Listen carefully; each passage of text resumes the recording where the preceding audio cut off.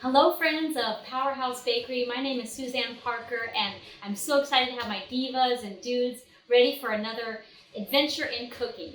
I am going to be showing you how to do a fantastic salmon dish. And you know, whenever we're talking about the best foods list, what I'd love to talk about is how do we make foods go from good to great. And for our best foods, when you're looking at proteins, I think it's pretty tough to make salmon any better. So when we're looking at the protein foods and really thinking about how do we create our best foods, we always want to think about which ones are going to be easy to prepare and easy to store, and for sure ones that we like. And teriyaki is a very popular way to dress up a salmon, and it also helps to preserve it. And so one of the fun things about this recipe is that not only is it loaded with flavor, you can prepare it ahead of time and it will last up to 7 days. You could marinate it at least the night before and make sure that you have plenty of great flavor and you can make it last. And so as we go through this, I'm going to really show you a couple of variations, but for sure, thinking about how to make your best foods count. And what I'd love to share with you is when we think of creating our meal, we want to also look at what are we going to put those favorite items with. And so salmon is not only a protein, but it's also a fat. Because it's a high fat meat, we know there's going to be plenty of fat incorporated into that dish. So we use it as a benefit because the salmon is rich in those omega-3s, and making it a great source of protein as well as those healthy fats is a perfect way to build on our best foods list. And the trick is, how do we make it good for everybody, and how do we make it easy to travel with and easy to store? So I'm going to show you all of that. I want to show you first how I've purchased this brand. So of course HEB is a wonderful source, and I bought it just this morning. So it's a really important way to make sure that your salmon is fresh. So if you buy it and cook it that day or put it in the marinade, now it can stay in your fridge and last really well. So let me show you how we're going to prepare it. You do want to have a nice sharp knife because the skin is pretty hard to cut through, and you do want to include the skin in the cooking process, and then right after it's cooked and cooled just a bit, we'll take the skin off to present it on the plate. So we're going to cut it in about a 2.5 inch serving, because we know, again, portion size is really important in anything we do, especially salmon, where it's a great food, but it's also pretty darn high in calories and fat. So this will easily feed a family of 4, 1, 2, 3, 4 pieces. One that's a little small on the side, so if you have a child serving or an adult that just wants a little bit less. And notice what I've done here. I've cut through the flesh of the salmon, and now I'm going to turn my knife up. The tip is going to go right into the skin and slice away. Right into the skin and slice away. So you do have to have a sharp knife, but just know that skin is easy to cut through, and it really helps in the cooking process because it's got plenty of those omega-3 fats right at the edge of the skin to the flesh. So as soon as I cut through the first part, the rest of it's pretty darn easy to get through. So I'm going to cut through it, and then if I have to lift it up and go through the top, I'm guiding it with my bottom hand to get through that. My knife is not as sharp as I'd like it. So it's working, but always know that it's going to be a little bit of a challenge to get through that first layer of the skin. And then you want to keep it on the fish so that you can use it in a cooking process. Now, you know a fresh filet if the scales stay in place when you're kind of wrestling with it to get the skin cut. So notice I'm having to really work it, but the scales are staying in place. It's working very nicely. And when I put it into the marinade, it's going to be so nice to have that skin in place. So now I'm going to put them in my dish here, and I'm going to get my marinade ready. So now let's go to the next step. So we're going to start with making our homemade teriyaki. Of course, you can buy teriyaki off the shelf, but I think it's a little better if we get to make our own. So we're going to start with the cocoa aminos, and this is a product that I really like, mainly because it's soy-free. And if that's a concern for some people, this is a great option, and it's organic. So whenever you're looking for a variation that has still a really robust, good flavor, it tastes very much like a soy sauce, but it does not have the soy, and it's also gluten-free. And then if you want to use fresh garlic, it's absolutely a great thing. Or if you want to make it a little bit more robust flavor and frankly a little bit easier, using a garlic paste is very nice. And then we add a little bit of white wine, just as an option that's not even in your recipe, but I really like to include it just because it gives a little bit more stringency. And then, of course, some wonderful honey. So I'm going to add these into my dish here. So you've got about a quarter cup of honey, and that's going to be so valuable in adding the browning reaction in the grill or in the oven. And then we're going to add our cocoa aminos. This is going to make it a really amber dark color too, which we love. And then making sure that you have plenty of garlic. This is about a teaspoon. And so you can adjust how much marinade you make. If you don't want to have any left over, you can certainly bring the batch to half. Now, a little added ingredient is also some fennel. I'm using this ground fennel. It's about half a teaspoon, and it's really going to add a little exotic flavor to that salmon marinade. So I'm going to mix it well, and if you want to add in some onion, you could absolutely do that. You could add in some celery tops if you had it handy. Those are all just adding layers of flavor, and that's really something that I have grown to love to do. It kind of customizes each dish, and it uses some of the things you have handy on your cooktop or in your fridge. So always adding extra little bits of flavor. Here's our little bit of extra wine. So about a tablespoon. It gives it, again, a little bit of astringency, and it really makes that teriyaki pop. There we go. That looks gorgeous. Now I'm going to pour it over the salmon. We want to get really good coverage. So using a small dish is nice because we can really make sure that the salmon is fully immersed in that fantastic marinade flavor. So I'm going to turn it down so skin side is up while it's getting really well absorbing into that beautiful marinade. So I want to tuck it in there and notice that it's all fully engulfed into that flavor. Now, if I wanted to add more, I could even put some onion on the top. Now, I also like to cook with onion on the top as we're preparing it, so it gives you lots of different options. You could even add pineapple, which would make it feel a little more Hawaiian. You could add some mango, and letting those fruits go right into the marinade will definitely add flavor. And then you go ahead and add that to the grill, and it just makes it so pretty. I'm going to add in some fresh herbs on the top and let them nestle right into that marinade. Get them kind of wet in there. Tuck them in, yes. Now, this has a great little snap lid. I'm going to put that in the fridge and it'll be ready. Minimum, you want to let it sit for 24 hours. You could let it stay in your fridge for 48 hours or even 3 days, and it will get stronger. And surprisingly, the cooking time will be less because really what's happening is the marinade is helping to cook that salmon. So I'm just about ready to pull the first batch out of the oven, and I want you to see how it's coming along. It's absolutely gorgeous. So check this out. This is about 5 minutes of cook time, and it's really starting to look beautiful. We want to know if the fish is done, and we just flake away a little bit, and look at that. It's absolutely perfect. Now, if this isn't done enough for you, and you want it to be a little more cooked, that's okay. Fold it up. It's still quite hot, but notice I can touch the foil without any problems at all. And I can let it sit either in the oven or on the counter, depending on how much more I really want it to cook. But I promise you, it does great things by just sitting there in its juices, and it really becomes a nice dish that's still very moist. Now, I'm gonna show you how to set up your little compote container of the salmon with that foil. So you can absolutely use parchment if you want.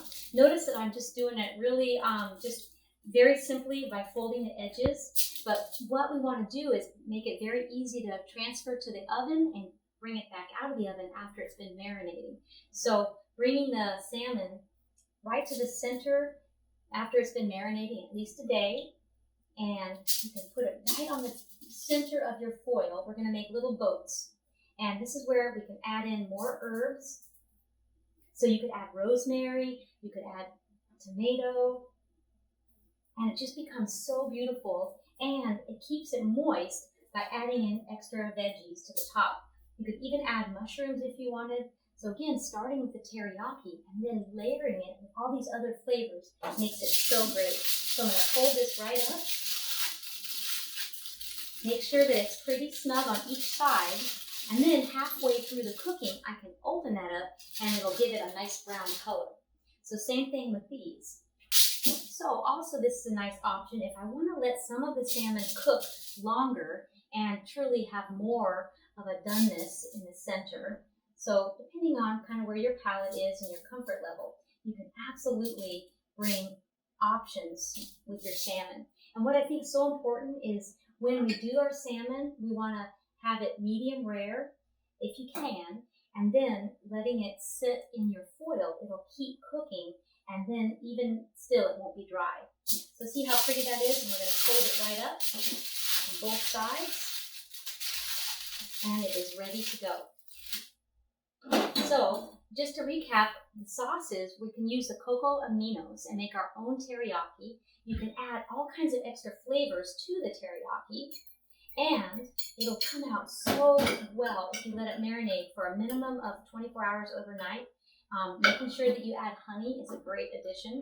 And look here, I even have some shallots that I can add to my marinade, and it becomes a wonderful sauce. Now, sometimes people ask if they can reuse a marinade, and I say absolutely. What you do want to do, though, is once you've taken your salmon out of the marinade, you want to let it boil. So pop it into maybe a half-quart saucepan and let it boil just for a minute, and that'll kill any of the bacteria that it might have encountered when it was on the fish, and then it's fine to use the next time. So it makes a great option. Okay, so I want to go over some of our best foods lists, because what I want to show you is how to make sure that salmon is going to be part of a healthy meal, because we know that it's high in fat. And as we're marinating it, we're not adding any extra oil because that salmon is already rich in fats. And so if we put our salmon together with some of the other healthy foods, we know that we can combine it with a complex carbohydrate. We can use lots of greens and make sure that it's a beautiful plate that we put together. And what I'm going to show you in just a minute is some of my best foods list. So we're going to combine it with some complex carbs, beans, and greens. So best foods, here we come. One thing I think is really nice to do is to always have color and interest and intrigue in our side dishes. So I'm going to give you one of my favorite recipes for garbanzo beans. You can use any bean, of course, and if you wanted to add different colors, having two different beans is really nice. But with this one, I'm just going to go with a nice clean look. And this is honestly one of my typical breakfasts, is to have garbanzo beans with just a light dressing. So I'm going to mix it for you, and I'm just going to dress them right here in the bowl, keep it simple. So here are the ingredients I'm going to start with. Walnut oil is one of my favorite nut oils. It's got great flavor. It's very light, and it just gives a little touch of something different. So I'm going to add about 1.5 tablespoons of the walnut oil, and then I'm going to add some rice vinegar. And I love to have this in the fridge, always just ready to whip up a quick salad. So again, it's just really to taste. I like having a small squirt bottle so I can add a little as I go. And then I just want to get enough of those juices to just barely coat those garbanzo beans. And I'm going to serve it up today, but I could also leave it in the fridge for up to, a week. And that vinegar, the astringency, is going to really help keep them fresh and wonderful. And then I'm going to add a little bit of lemon. So always, if you're going to add lemon juice, you might as well zest also. So I'm going to use my planer here and just get some nice big cuts of my beautiful lemon rind. There's two different kinds of planers, and this one's a little bit larger, and it gives it a really nice look. You can kind of see as well as smell that beautiful lemon zest. So I'm just going to do a few runs across it. If you don't also use lemon for your greens, it's another great thing to add it to greens. So just always have lemon on your counter ready to go. So I just did a few swipes. This is going to still be good. In fact, notice with my orange, I just used it a little bit earlier, and I was making a peach pie, and I used some orange zest. So again, I love to just have those hanging around ready to go, because almost any dish is going to taste better with a little bit of zest. Oh, it smells so good already. Okay, so now I've got my walnut oil. I've got a little bit of rice vinegar, and then I added a tiny bit of zest. Now I'm going to go ahead and add in some of the juices. So just a quick squeeze. It's got a lot of seeds in there, so I'm just going to hold my hand over it to make sure those seeds don't go in. And then any seeds can go right into the trash. And then I'm going to save this lemon for the next dish that I want to dress up. So always keep them handy. It's a really nice way to quickly do a dress up.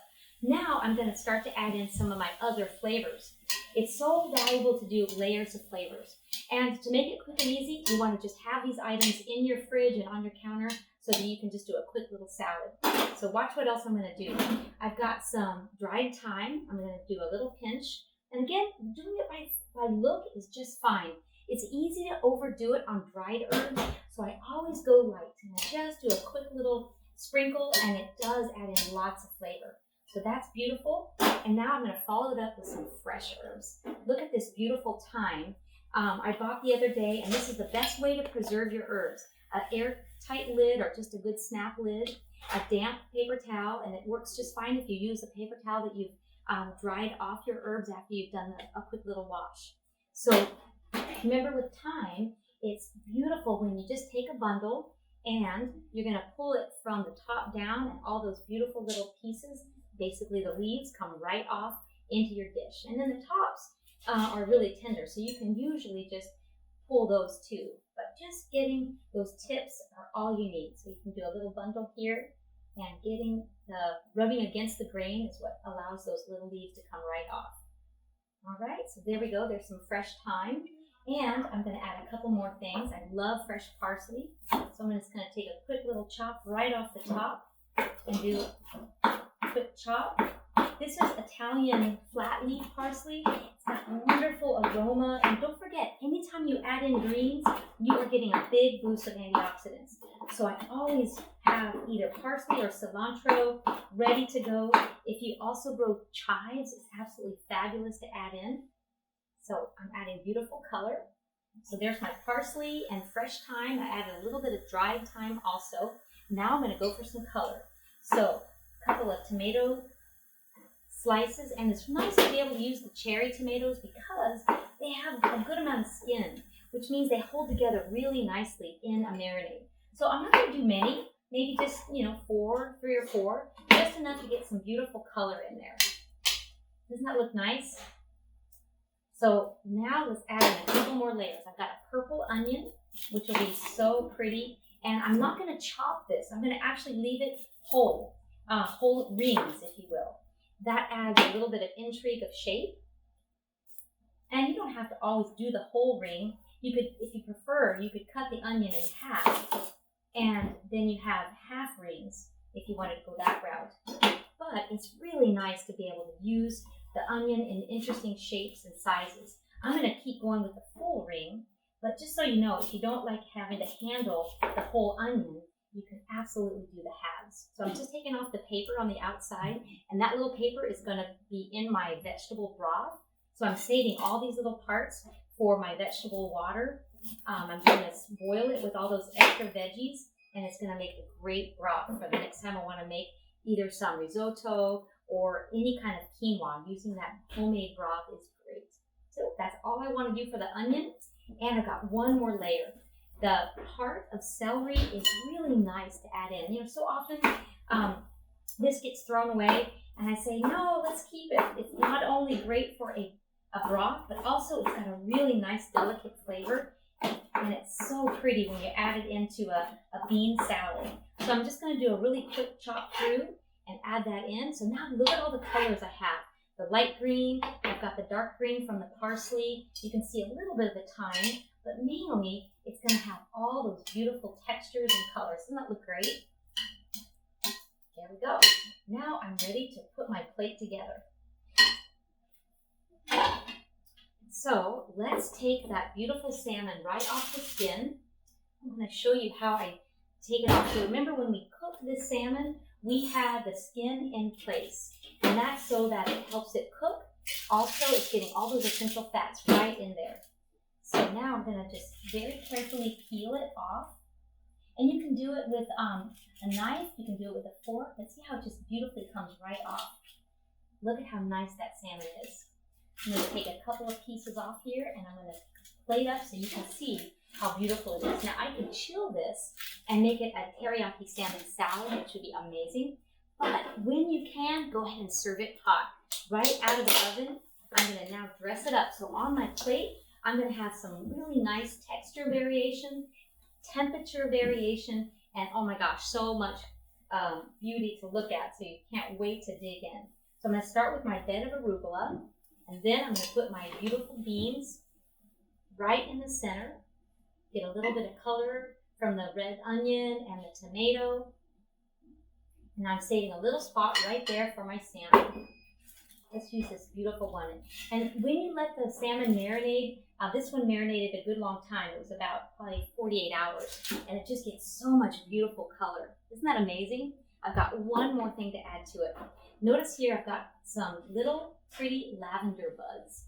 I'd love to have maybe just a little bit of the unexpected. So I'm going to put one or two around the salmon and around the edges of the plate.